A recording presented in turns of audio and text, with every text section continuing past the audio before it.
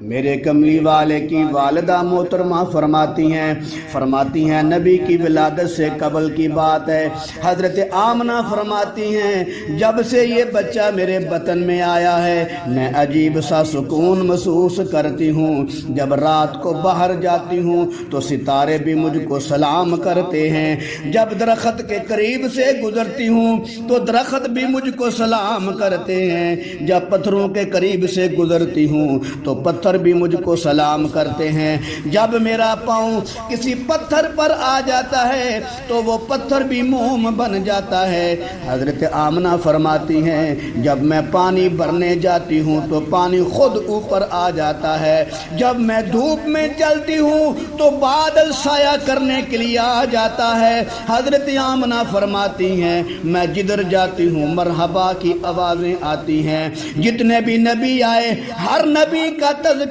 ان کی آمد کے بعد ہوا، مگر قربان آمنہ کے لال پر، عبداللہ کے لخت جگر پر، عبد المطلب کے نور نظر پر، ساقی کوثر پر، حسن کائنات پر، نبیوں کے سالار پر، امت کے غمخوار پر،